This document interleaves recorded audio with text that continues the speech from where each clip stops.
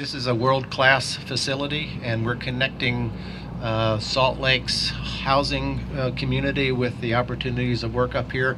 We're going to be running service initially 3 trips in the morning, I think 3 in the afternoon, in both directions. So people that live up here can work down in the valley, and people that working down in the valley can come up here and work. We'll extend that service to the weekends, I think, sometime this December, and we'll see how it goes from there. I think it's mostly industry driven and business driven, and a key person here today that I think is important to recognize is Bruno Schwartz.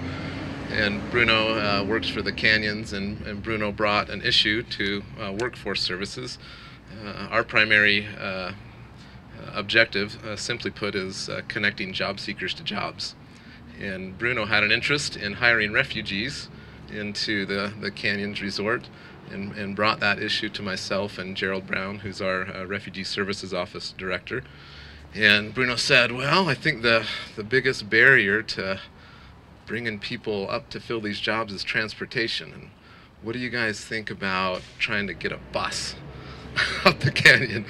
And as bold as that may sound, we thought, yeah, let's try it. And so we convened a group of people to start talking through what that would take to make that happen. And after a lot of work and tireless efforts on a lot of people's part, here we are today. And it's really a remarkable achievement and an occasion for, I think, many of us here.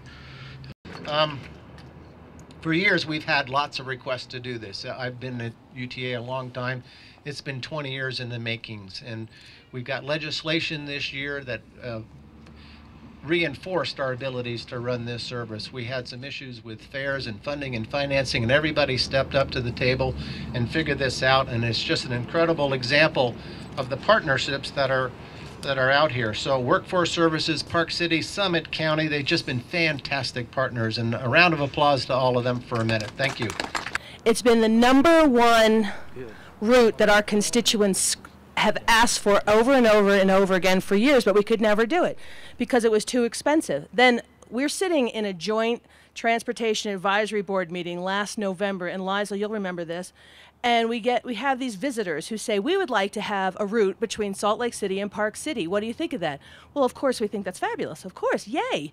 And then we'd like it in 4 weeks. Really? Well, I don't know about that.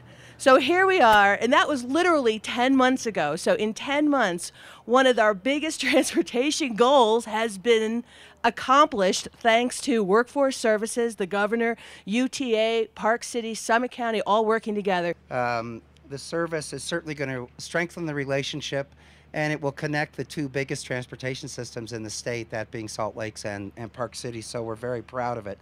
The first bus runs on October 3rd, and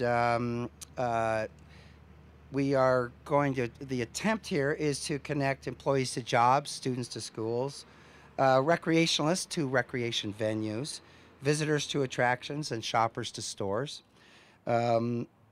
The goal is to potentially take hundreds of cars off of the road each day, enhance the mobility for people in the area that don't have any other options.